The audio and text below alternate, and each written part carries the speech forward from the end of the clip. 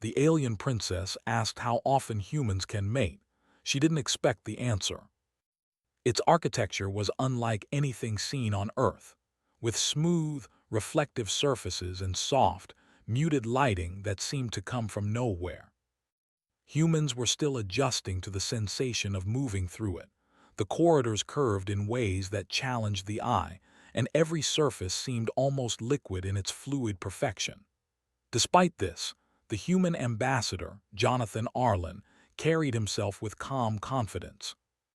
He had prepared for months for this moment, knowing that the Velari were not only curious about humanity but also cautious. Princess Salith entered with her entourage, her movements graceful, precise, and yet somehow light. She was young by her species' standards, yet her eyes carried the intelligence of one who had seen centuries.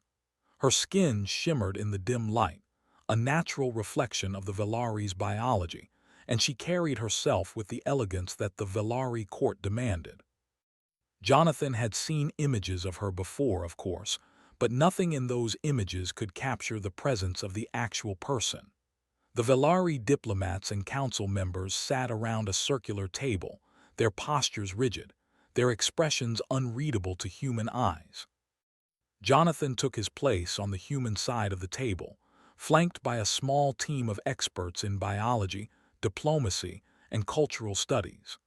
Though nervous under the gaze of such an alien assembly, he reminded himself that humanity had faced impossible odds before. The Velari were a test, and he was ready. The session began with standard protocol: introductions, greetings, and discussions about trade, science, and shared interests. Jonathan listened carefully, noting the precise, deliberate speech of the Velari delegates. Their language was filtered through translators, but even so, there was an unmistakable rhythm of formality and care. Every word was chosen with the intent to maintain respect and avoid offense. Humans were careful speakers too, but the contrast between the two species was stark. After the initial formalities, the conversation shifted to biology, a topic that had been suggested by the Velari Council beforehand. They were curious about human life in a scientific sense, and Jonathan, as ambassador, had prepared accurate answers. The Velari's own biology was rare and delicate. They lived for hundreds of years but reproduced only once every several decades. Their entire society was built around patience and careful consideration of each new life. Humanity, by contrast, was fast, fertile, and adaptive. Princess Salith leaned forward slightly, her gaze fixed on Jonathan. The question she asked was simple, almost casual. How often can humans reproduce? Her voice was soft but precise, like the sound of wind over glass. Jonathan paused for a moment. The simplicity of the question belied its weight. It was not inappropriate, it was a scientific inquiry, but he could already see the ripple of surprise among the Velari delegates. The Velari rarely considered reproduction in terms of frequency. Each life they created was deliberate, precious, and planned with meticulous care. Humans, he knew, approached it differently. Reproduction was natural, often frequent, and a central part of society. Jonathan chose his words carefully. Humans are capable of reproducing multiple times throughout their lives. It is a natural part of our biology, and most humans may have children several times if circumstances allow. A silence fell over the room, heavier than Jonathan had anticipated. Princess Salith's eyes widened slightly, her hand hovering near the edge of the table. The other Velari diplomats exchanged subtle signals, their expressions tense. It was clear that the answer had caught them off guard. One of the older Velari council members spoke, his voice measured. Several times, in one lifetime. His tone was not accusatory, but it carried a hint of incredulity. The concept was almost alien to them. A species that reproduced frequently, as humans did, seemed chaotic, almost dangerous to their careful minds. Jonathan nodded. Yes, that is correct. Humans are resilient, and our species relies on both growth and care. We balance our biological drive with social structures, ethics, and personal responsibility. He watched the council carefully, noting the subtle reactions, the tightening of fingers, the small shift of posture, the almost imperceptible intake of breath. Princess Salith remained silent for a moment, processing the information. Then, in a quiet, thoughtful voice, she asked, "But does this not create instability? In your societies, if life can be created so often, how do you manage it? How do you ensure each life is valued?" Jonathan appreciated the question. It was not a challenge but a genuine curiosity, the kind that led to understanding. Humans value life in many ways, he explained. We organize into families, communities, and nations. We create systems of care, education, and support. Each new life is nurtured, guided, and integrated into society. Growth is not random. It is managed through social structures that have evolved over time. The princess leaned back slightly, her eyes narrowing, not in suspicion, but in reflection. "So, you are saying your species grows quickly, yet does not harm itself in the process?" Jonathan smiled. "Exactly. We are capable of growth, but we are also capable of restraint. Our strength is not only in our numbers, but in our choices. We protect what we create, and we invest in it, socially and morally." Another council member raised a question about human mortality, wondering how such frequent reproduction was sustainable. Jonathan explained the adaptability of humans, their resilience, intelligence, and cooperation. He spoke of human history, the triumphs and failures, the wars survived, the diseases overcome, and the civilizations built. "We are adaptable," he said. "We learn from experience and we care for one another. That is how we survive, not just how often we reproduce." Princess Salith's expression softened. Her curiosity was now mixed with admiration and perhaps a trace of unease. The Velari were logical, cautious, and slow, but humanity was different. Jonathan could feel it, in the way she studied him, in the tilt of her head, in the brief spark of recognition in her eyes. Humans were alive in ways the Velari could not fully comprehend. The session continued with other questions about human biology, but the tension in the room had shifted. Where there had been caution, there was now respect. The Velari were not used to meeting a species that was so vigorous, yet so conscientious. Princess Salith asked about social structures, education, and ethics, each question revealing more about her desire to understand, rather than judge. As the meeting concluded, Jonathan stepped back, feeling both relief and anticipation. He knew the initial shock would take time to fade. The Velari would speak among themselves, debating the implications of humanity's biology, ethics, and adaptability. But he also knew that Princess Salith had begun to see humans in a new light. Not as chaotic or dangerous, but as complex, capable, and worthy of respect. Outside the hall, the corridors of the Velari ship stretched endlessly. Jonathan walked beside his assistant, Mara, who whispered, "Do you think she'll trust us?" Jonathan thought for a moment. "Trust isn't given," he said. "It's earned, but today I think we earned a little of it. She's curious, and curiosity is the start of understanding." Princess Salith returned to her chambers, her mind alive with questions. She had approached the summit expecting to learn about humans, but what she had learned was far more profound. Humanity was not just a biological species. It was a force of life, guided by choice, resilience, and care. She realized that her simple question had revealed more than she anticipated. It had revealed the very essence of what it meant to be human. As she looked out over the vast expanse of space through the transparent walls of her chamber, Salith felt a mix of awe and unease. The galaxy was large, but a species like humanity could change it in ways the Velari had never imagined. She did not fear them, not yet, but she understood the weight of their potential. And she knew that the path forward would require careful thought, diplomacy, and perhaps a new kind of respect for the unpredictable force that was human life. That night the corridors of the capital ship were quiet, but in her mind, Princess Salith turned over every detail of the day. Every answer, every gesture, every human choice seemed to carry significance beyond what she had expected.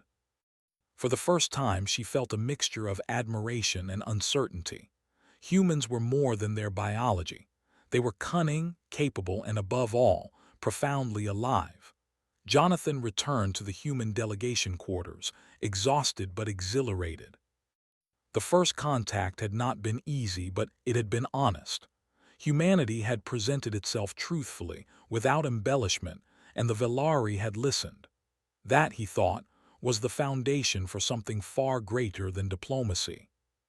It was the beginning of understanding, and in the vast universe, understanding was the most powerful tool of all. As the stars streaked past the observation windows, both human and Velari minds worked in their own ways. One species counted years, one counted moments, and yet both were learning something new. The question of reproduction, simple as it had seemed, had opened a door. And beyond that door lay possibilities neither side had fully imagined. The day after the summit, Princess Salith spent long hours in her private study, going over the reports and transcripts from the previous meeting. The words of the human ambassador, Jonathan Arlen, echoed in her mind. The Velari were meticulous and deliberate in all things, but the humans were different. Their biology, their ability to reproduce frequently, and the way they balanced growth with care, it was unlike anything she had ever encountered. She found herself both fascinated and unsettled. Her advisors had already begun whispering about the implications. A species that grows so quickly could dominate entire systems, one of them had remarked, his voice cautious. We must consider this in our planning. We cannot underestimate them. Another had countered, but they are unpredictable. Their choices are not always rational. That unpredictability is dangerous in its own way. Salith listened to all of this, but she could not shake the feeling that there was more to understand. The humans were not reckless. They were fast, yes, but they were also careful. They had survived countless disasters on their home planet, building civilizations that thrived despite every challenge. What did it mean for a species to combine strength, intelligence, and compassion in such a rare way? She opened the digital records of human history. The images and data scrolled across her screen. Cities rising from ashes, oceans crossed with fragile ships, societies rebuilt after wars and plagues. Every story carried a common thread. Humans had endured, adapted, and cared for one another. Their survival was not just a matter of biology. It was a matter of choice. Salith leaned back, her long fingers tracing the edge of her desk. She thought about the question she had asked during the summit. It had seemed simple at the time, a scientific inquiry into human reproduction. But the answer had revealed something deeper. Humans were not merely fertile, they were resilient, ethical, and cooperative. These qualities, combined with their biology, made them unlike any species in the galaxy. Curiosity drove her to ask more questions, quietly, in private discussions with her advisors, and through careful observation of the human delegation. She noticed small details, the way the humans interacted with one another, the subtle gestures of support and respect, the careful balance between authority and teamwork. Even in formal situations, there was an unmistakable sense of empathy and responsibility. One afternoon, Salith invited Jonathan to a private discussion in a small observation room.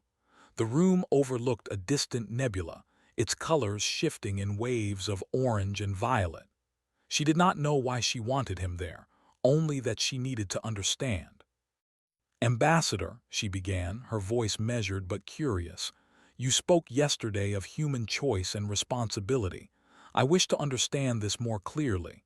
Your biology is fast, yet you claim control over it. How is this possible?" Jonathan considered her question carefully. He knew that Velari approached knowledge differently, with caution and thoroughness. He wanted to answer honestly, to give her insight without causing alarm. "Princess," he said, Humans have instincts, yes, but we also have something we call reason. Our choices are guided not just by biology, but by ethics, empathy, and experience. We decide when to act, when to create, and how to care for what we create. That is what allows us to grow safely. Salith tilted her head. So, your strength is not only in numbers, but in restraint, Jonathan nodded. Exactly. We survive not just because we can grow quickly, but because we protect each other, and because we value life in ways that go beyond survival. Every new life we create carries responsibility, and we take that responsibility seriously. The princess studied him silently for a moment. Then she asked a question that seemed to hang in the room like a fragile crystal. And yet, you also seem to risk yourselves to help others. Why do you do this? It seems inefficient. Jonathan smiled faintly. Because it is the right thing to do. We have learned over centuries that survival alone is not enough. We thrive when we cooperate, when we care for each other, and when we face danger not just for ourselves, but for others. That is our way of being human. Salith frowned slightly, her mind racing. The Velari valued efficiency above all else. Every action, every life, every choice was calculated. Humans, by contrast, seemed willing to take risks for intangible rewards, empathy, honor, the preservation of life. It was illogical, yet profoundly powerful. Over the following days, Salith continued to observe. She accompanied the humans on a tour of the ship, noting their behavior in various situations. They adapted quickly to alien technology, they communicated with clarity and respect, and they maintained a sense of calm even under stress. One human officer explained how they trained their crews to make quick decisions without panic, relying on both intelligence and trust. Salith found herself impressed. These humans were not chaotic. They were fast, yes, but disciplined. Their adaptability was a strength no Velari could match. She also noticed something else. The humans cared for each other in subtle ways. A hand on a shoulder, a quiet word of encouragement, the willingness to take on more than one's share of work. These gestures seemed small, but to Salith they were extraordinary. In Velari society, care was calculated. Every action had a reason, every gesture was deliberate. Humans cared, but not always for a reason that could be measured. They cared because it was part of who they were. During one observation session, a minor accident occurred on the ship. A maintenance drone malfunctioned, sending sparks across a corridor. Human crew members reacted instantly, working together to contain the hazard while ensuring no one was harmed. Salith watched in fascination. They acted swiftly, decisively, and with genuine concern for one another. In moments like this, she understood a truth she had only glimpsed before. Humanity's strength was not just in its biology or intelligence, but in its morality. That evening, Salith returned to her chambers, her mind buzzing. She had spent days analyzing humans and their behavior, and yet each answer seemed to lead to more questions. How could a species be both fast and careful, emotional and disciplined, powerful and ethical? She had expected to learn about biology, but what she had learned was about the soul of a species. Her advisors noticed her preoccupation and approached with caution. "Princess," one said, "you have spent much time with the humans. Are you concerned about their influence?" Salith shook her head slowly. "It is not influence I fear," she replied. "It is the truth.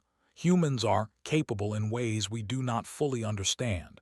Their potential is extraordinary, and it is not just in what they do, but why they do it." The next day, Salith arranged a private session with Jonathan and several human scientists. She asked questions about their societies, their families, their methods of teaching and training. She learned about education systems designed to nurture creativity and cooperation, about laws built to protect individuals and communities, and about traditions that emphasized respect for life and the environment. Jonathan answered each question with patience, providing examples from human history and culture.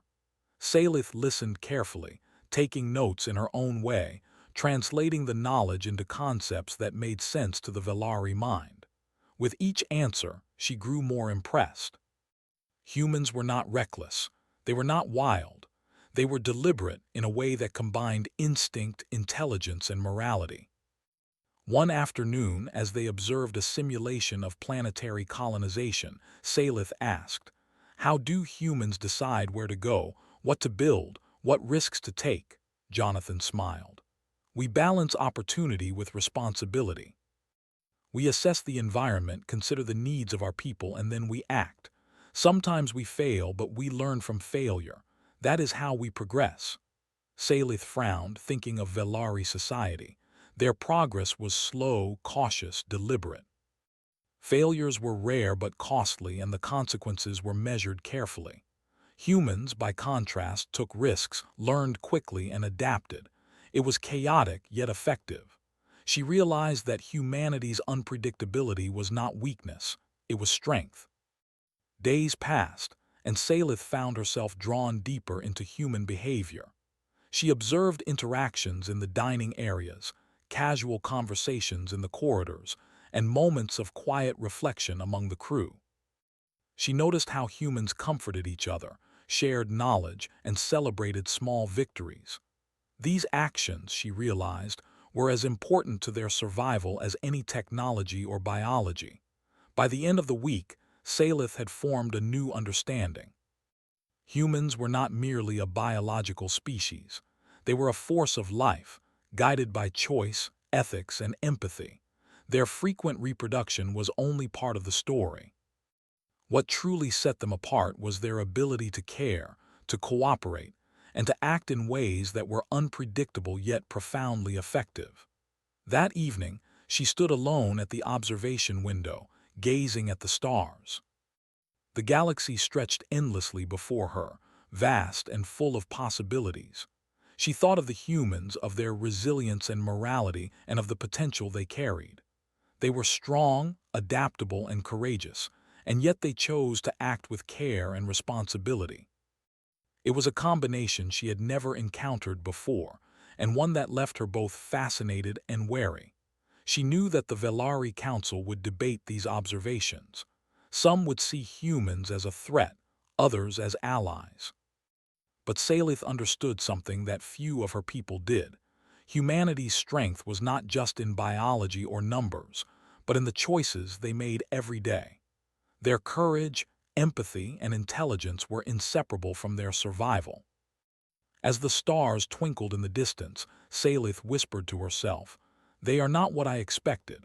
And yet, perhaps this is exactly what the galaxy needs." Days passed since Princess Salith had begun her private observations of the human crew. She had seen enough to understand the strength of their choices, the depth of their morality, and the unpredictably effective way they worked together. Yet, nothing could prepare her for what came next. An alert sounded across the Velari capital ship, a low hum that vibrated through the corridors. A nearby habitat station, one of the Dominion's remote outposts, had suffered a critical failure. Environmental controls were failing, life support systems were compromised, and a human crew had been dispatched to assess the damage. The situation was urgent, and the Velari Council demanded immediate reports. Salith did not hesitate. She insisted on accompanying the humans to the station, despite the protests of her advisors. "I need to see how they respond," she told them. "I need to understand the truth about this species." The journey through the void was tense. The human crew, though calm and collected, were aware of the stakes. They would face a dangerous environment, with unstable systems and the possibility of total structural collapse. Yet their preparation was meticulous. Each member had assigned roles, emergency procedures memorized, and backup plans ready. Salith watched closely as the human commander, Lieutenant Kara Voss, briefed her crew. Kara was calm, focused, and decisive. "We follow the protocols," she said firmly. "We protect each other. We protect the station. We adapt if we must. Failure is not an option, but we will not risk lives needlessly." The spacecraft carrying them approached the station. Outside the observation windows, Salith saw the structure twisted and damaged. Sparks flew from ruptured conduits, and the hull glimmered under the distant starlight. It was a scene of potential disaster, yet the human crew prepared to enter without hesitation. Once aboard the station, the team moved quickly. Human engineers assessed the damaged systems, while medical officers attended to the injured Velari personnel trapped in different sections. Salith followed quietly, taking notes and observing every action. She saw the humans split into teams without confusion, coordinating through gestures and short, precise commands. When a section of the station began to collapse unexpectedly, the crew did not panic. They reacted immediately, forming chains to rescue trapped Velari workers, carefully stabilizing the structure and redirecting power to critical systems. Salith felt a mix of admiration and disbelief. The humans were not reckless, but they were willing to put themselves at risk to save others. It was as if their morality was a force as strong as any structural reinforcement, guiding their actions. The Velari Council, she realized, had underestimated this. The humans' rapid growth and adaptability were not their only strengths. Their willingness to act selflessly was equally remarkable. At one point, a burst of toxic gas filled a corridor. Human officers donned protective masks, formed protective barriers, and led Velari workers to safety. Salith noticed Lieutenant Voss pausing briefly, scanning the environment for additional hazards before continuing. Every action was deliberate, calculated, and guided by concern for life. In a small control room, the human engineers worked frantically to restore the station's main systems. One young officer, barely out of training, coordinated with the others to reroute energy from non-critical sections, using human ingenuity to stabilize the station long enough for repairs. Salith was impressed by their teamwork. There was no hierarchy in their cooperation. They led where needed, followed where appropriate, and adjusted constantly. Hours passed and the station slowly stabilized. The Velari personnel were unharmed, thanks to the human crew's actions. Systems began to function again, lights flickering back on, life support restored, and critical infrastructure secured. Salith realized that she had witnessed something profound. Humans did not just survive, they ensured that others survived with them. When the emergency was over, the crew gathered in a central chamber. Tired but relieved, they exchanged quiet words, acknowledging each other's contributions. Salith approached Lieutenant Voss. "Commander," she said softly, "your species, it is unlike any I have seen. You risk yourselves for others, yet you also survive and adapt. How do you balance this?" Voss smiled faintly, wiping sweat from her brow. "It is simple, Princess. We care, we adapt, and we trust each other. That is how we survive, that is how we thrive." Salith considered this.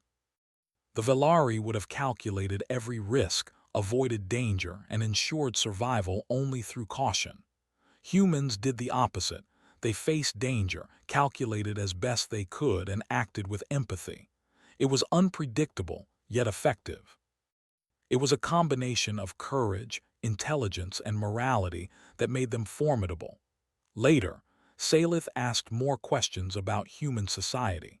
She learned that humans had a deep sense of responsibility for the lives they created. Reproduction, she discovered, was not just about biology or numbers. It was about care, preparation, and nurturing. Each child was considered a responsibility, each life valued and protected. The biological potential she had originally questioned was guided by culture, ethics, and love. She also learned that humans were adaptable beyond survival. They explored, experimented, and innovated constantly. Their ability to learn quickly from mistakes, to apply knowledge creatively, and to work collaboratively allowed them to accomplish extraordinary feats. The Velari valued planning, but humans valued both planning and flexibility. It was a dual strength Salith could not ignore. As the humans prepared to return to their ship, Salith walked alongside Jonathan. "Your species is remarkable," she said quietly. "I had thought your biology impressive, but it is your choices that astonish me. You act with courage, yet with care. You take risks, yet protect life. How is this possible?" Jonathan thought for a moment. "Princess, it is not magic, it is our history. We have faced countless dangers and disasters. We have learned that survival is not enough. Life is valuable and we protect it, not only for ourselves but for others. That is what guides us." Salith nodded slowly. She realized that the initial question she had asked, about how often humans could reproduce, was only the surface of a deeper truth. Humans were strong biologically, yes, but their true power lay in their ability to choose wisely, to act ethically, and to cooperate in ways that no other species she had encountered could match. Over the next few days, Salith continued to study the humans. She observed their interactions in informal settings, noting the small gestures of kindness and support. A human scientist helped a Velari engineer with a complex calculation. A human medic comforted an injured Velari child, explaining procedures calmly and reassuringly. Every action reinforced what she had already learned. Humans combined intelligence with empathy, adaptability with ethics, and strength with care. She also began to see the implications of these qualities. In the broader galaxy, where conflicts and competition between species were common, humans could act as a stabilizing force. Their biology allowed rapid growth, their intelligence allowed problem-solving, and their morality ensured that growth was tempered with responsibility. They were unpredictable in the best possible way, a species that could change the balance of power, not through aggression, but through competence, courage, and cooperation. One evening, as Salith stood at the observation window watching the stars streak by, she reflected on the events of the past week. Humanity had revealed itself not as a threat to be feared, but as a species with extraordinary potential. The question she had asked during the summit, simple as it had seemed, had opened a door to understanding. She now saw that the human strength was not measured in numbers or frequency, but in the choices they made every day. Her thoughts were interrupted by Jonathan, who approached quietly. "Princess," he said, "the crew has spoken highly of your observations. They are curious about your perspective." Salith smiled faintly. "I am learning," she admitted. "Every day I understand more about what it means to be human. It is humbling." Jonathan nodded. "We are not perfect," he said, "but we try, and in trying we survive, in caring we thrive. That is our way." Salith turned back to the stars, considering his words.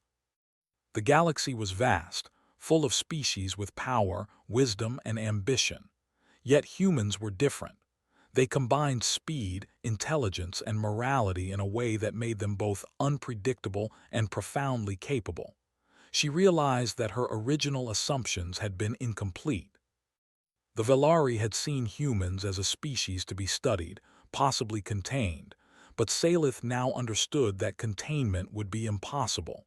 Humans could not be contained, not by fear, not by power, not by tradition.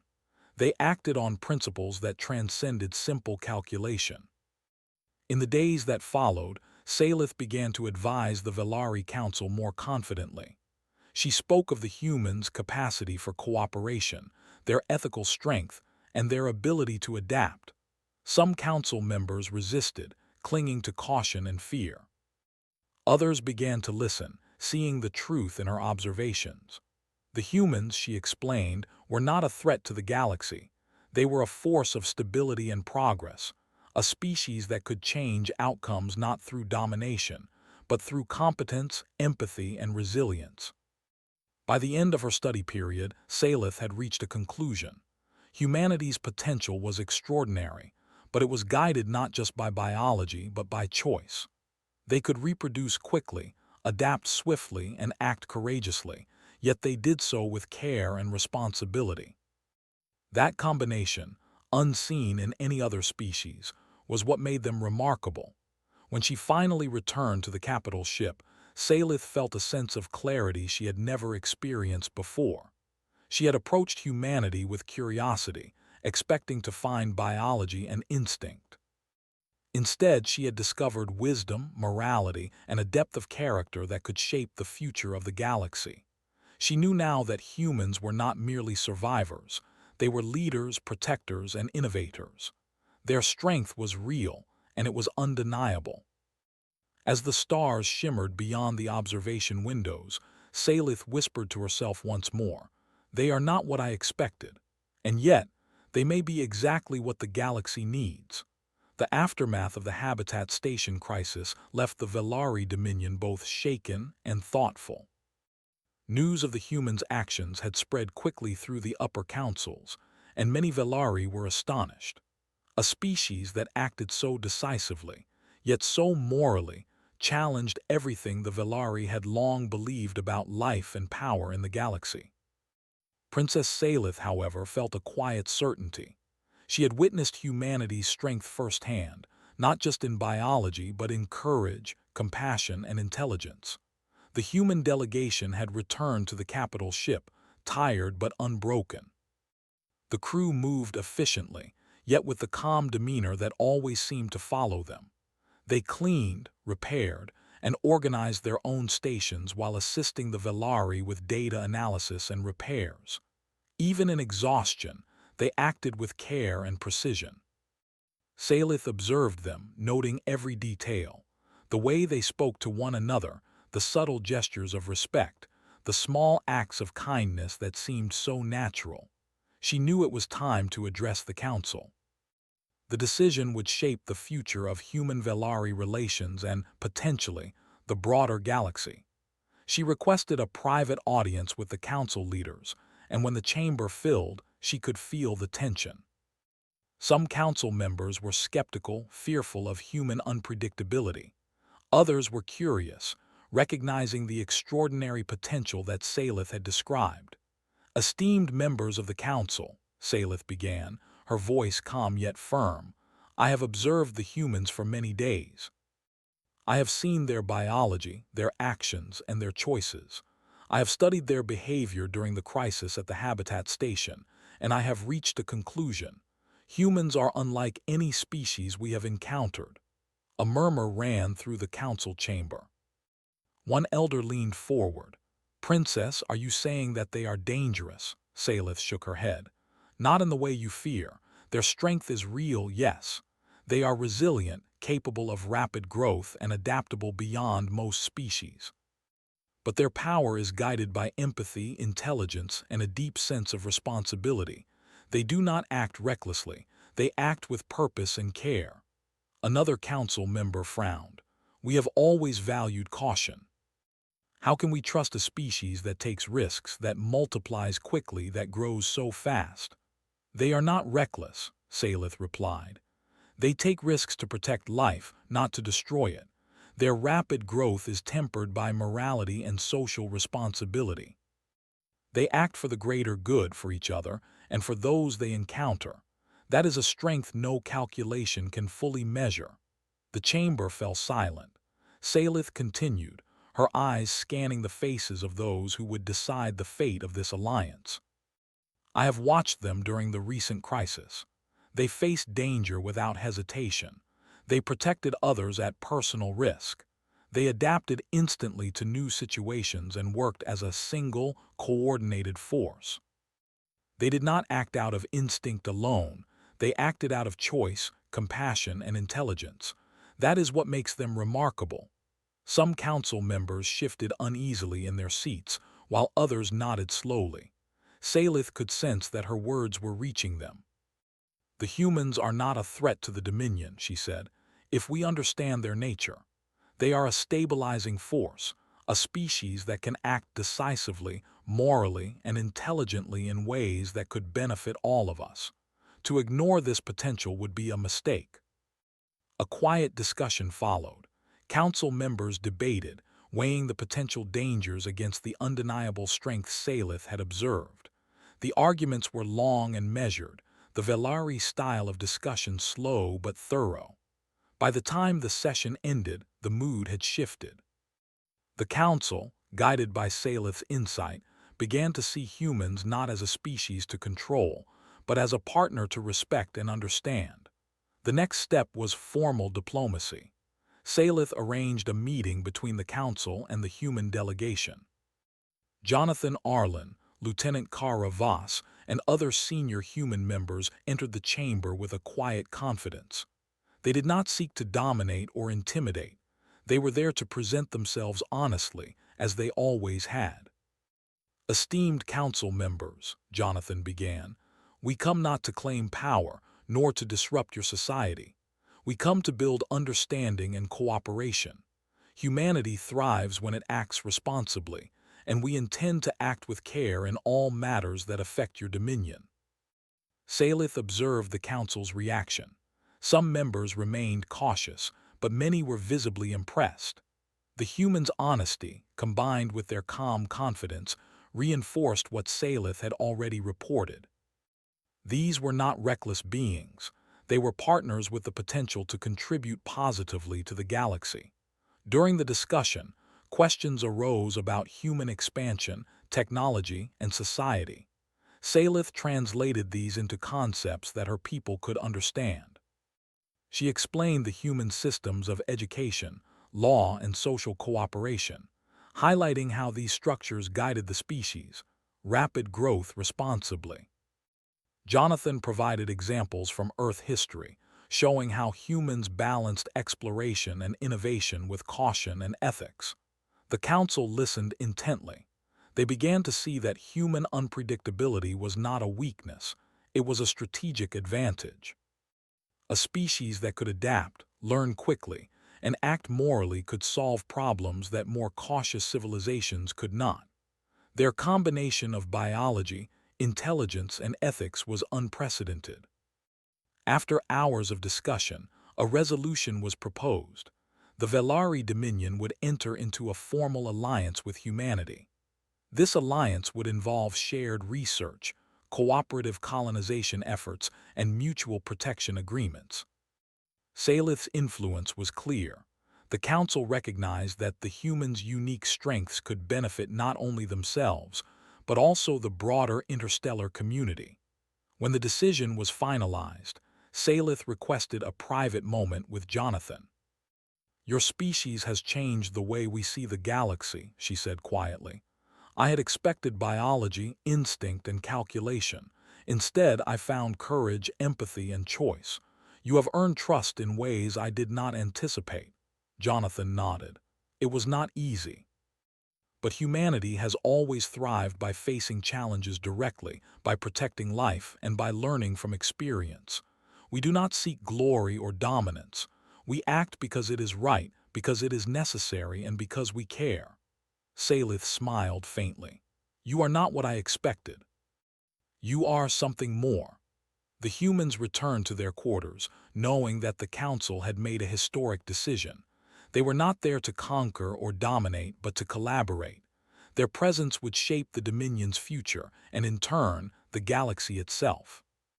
In the following weeks, the alliance began to take form. Human engineers worked with Velari scientists to stabilize vulnerable colonies, sharing knowledge about rapid adaptation and efficient problem-solving.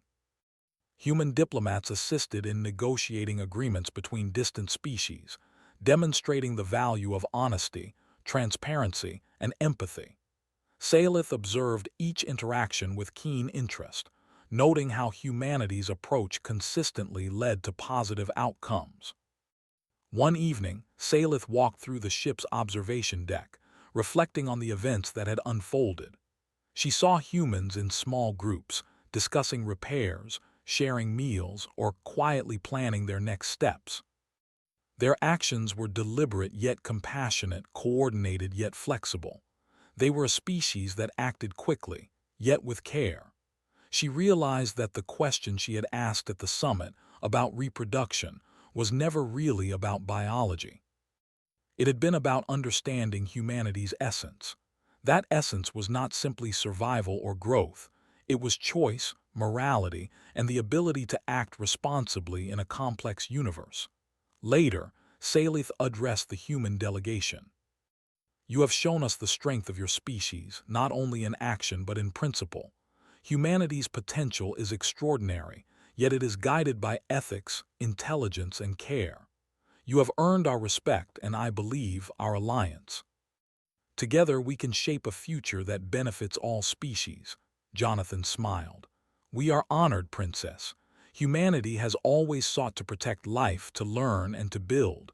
We hope this partnership will do the same for the galaxy. Over time, the alliance flourished. Humans and Velari collaborated on research, exploration, and diplomacy. Conflicts were resolved with negotiation and understanding rather than force. Planets once threatened by disaster were stabilized, and new colonies were established with care and foresight. The galaxy began to see the humans not as a species to fear, but as a force of positive change, a species whose choices reflected both intelligence and morality. Salith often reflected on what she had learned. Humanity was capable of rapid growth and incredible adaptation, yet it was guided by principles that transcended biology. Courage, empathy, and careful choice were their true strengths. She realized that the Velari had underestimated the impact of these qualities, and that the galaxy would be forever changed by humanity's presence. In the quiet moments, she would look out at the stars and whisper to herself, "They are not just survivors. They are leaders, protectors, and innovators. They are human." And so the humans found their place among the stars, not through conquest, not through domination, but through choice, responsibility, and the courage to act with both intelligence and compassion. The alliance marked the beginning of a new era, where humanity's unique combination of strength and ethics would shape the galaxy for generations to come. The alien princess asked how often humans can mate. She didn't expect the answer.